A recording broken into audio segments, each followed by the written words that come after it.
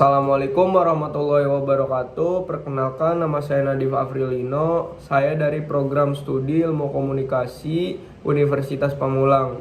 Dalam video kali ini saya akan membahas tentang materi ketujuh, yaitu model-model komunikasi. Tujuan dari pembahasan ini adalah agar kita bisa memahami bagaimana proses komunikasi itu terjadi, mulai dari penyampaian pesan, penerimaan pesan, hingga bagaimana makna itu dipahami oleh komunikan. Ayo kita mulai pembahasan ini. Model-model komunikasi. Apa sih yang kalian tahu tentang model-model komunikasi? Model-model komunikasi adalah sesuatu atau sebuah fenomena yang sering kita gunakan dalam model untuk merepresentasikan apa yang terjadi. Model merupakan sebuah representasi atau juga analogi dengan menonjolkan hal-hal penting dari fenomena tersebut. Model juga digunakan dalam kajian ilmu komunikasi untuk menjelaskan fenomena komunikasi tersebut. Menurut West dan Turner, komunikasi adalah representasi visual yang disederhanakan dari hubungan-hubungan rumit dalam proses komunikasi. Sementara Dan Bernal menyebut model sebagai usaha mencipta ulang dalam bentuk fisik dan simbolik hubungan-hubungan yang digunakan eksis di antara objek-objek atau ketentuan yang diteliti. Ia bisa bersifat simbolik, terdiri dari garis-garis atau bentuk pada selembar kertas. Menurut Cerno dan Mortens menyatakan model komunikasi merupakan deskripsi ideal mengenai apa yang dibutuhkan untuk terjadinya komunikasi. Model komunikasi merepresentasikan secara abstrak ciri-ciri penting dan menghilangkan rinci komunikasi yang tidak perlu dalam dunia nyata. Sedangkan Biovivisser mengatakan model adalah analogi yang mengabstraksikan dan memilih dari bagian keseluruhan unsur, sifat atau komponen yang penting dari fenomena yang dijadikan model. Dengan kata lain, model adalah teori yang lebih disederhanakan seperti yang dikatakan Werner G. Severy. Nah, yang selanjutnya ada model komunikasi. Model komunikasi itu mempunyai 4 fungsi. Nah, yang ke-1 adalah mengorganisasikan atau kemiripan data dan hubungan yang tadinya tidak teramati. Nah, yang kedua ada heuristik. Heuristik adalah menunjukkan fakta-fakta dan metode baru yang tidak diketahui. Nah, yang ketiga ada prediktif.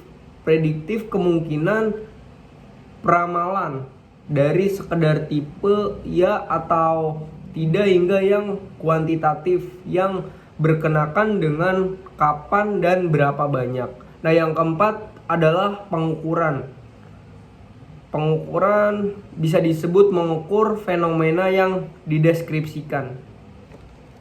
Nah, yang selanjutnya adalah 3 model komunikasi. Yang ke-1 adalah komunikasi sebagai tindakan satu arah. Apa sih komunikasi sebagai tindakan satu arah itu? Komunikasi sebagai tindakan satu arah itu adalah model komunikasi yang sering disebut komunikasi linier atau mekanistik, yaitu komunikasi yang menyampaikan pesan searah dari seseorang atau suatu lembaga kepada seseorang, baik secara langsung maupun secara tidak langsung,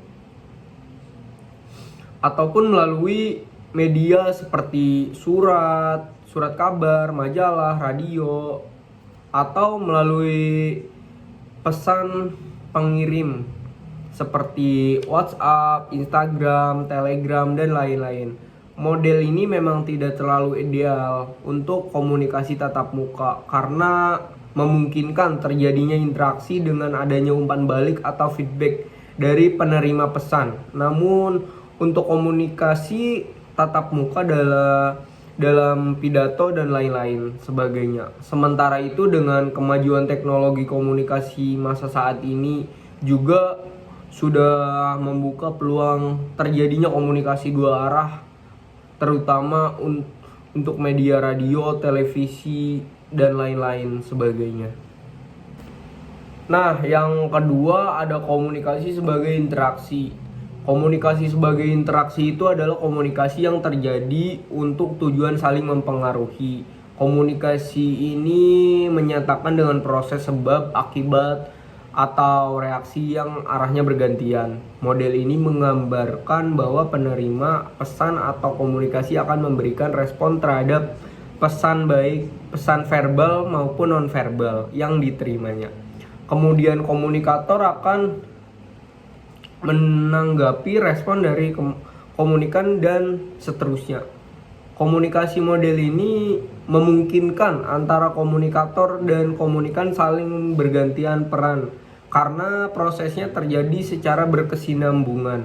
Namun demikian, pandangan komunikasi sebagai interaksi masih berpotensi pada sumber meskipun peran komunikan dan komunikator saling bergantian, karena tidak semua respon penerima adalah umpan balik. Nah, yang ketiga ada komunikasi sebagai transaksi. Komunikasi sebagai transaksi itu melihat proses komunikasi sebagai fenomena yang lebih rumit dari sekadar hanya transmisi dan interaksi. Dan Bernard mengatakan komunikasi bukan reaksi terhadap sesuatu atau interaksi dengan suatu, melainkan transaksi yang memungkinkan manusia menemukan dan menasibkan makna untuk mewujudkan makna. Jadi menurut Robert Charik menyebutkan komunikasi transaksional mengisyaratkan interaksi antara manusia yang timbal balik dari simultan suatu negosiasi yang bertujuan untuk menciptakan makna bersama.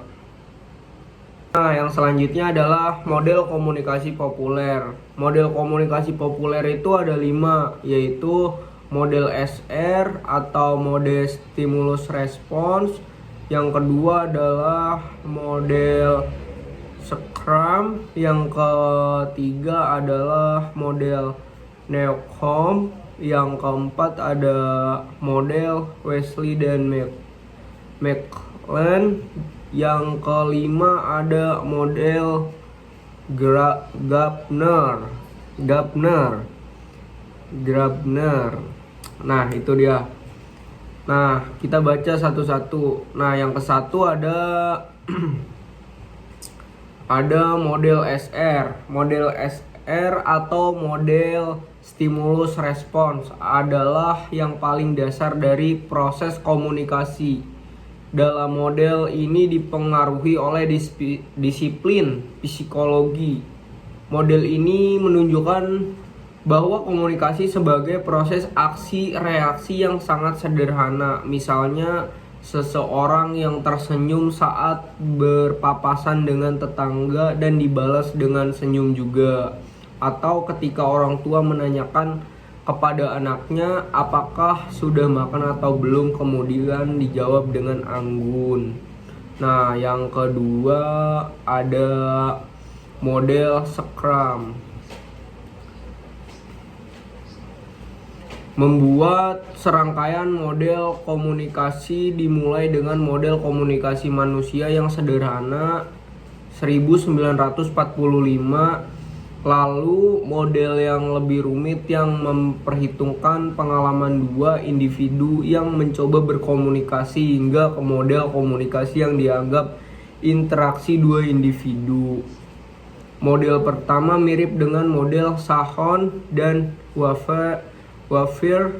Model yang kedua Scrum memperkenalkan gagasan bahwa kesamaan dalam bidang pengalaman sumber dan sasaranlah yang sebenarnya dikonsumsikan, karena bagian sinyal itulah yang dianut sama oleh sumber dan saran. Nah, yang ketiga ada model Newcomb. Model Newcomb itu Modelnya dengan nama model ABX atau simetri. Model ini menggambarkan seorang A menyampaikan informasi kepada orang lain B mengenai sesuatu hal X.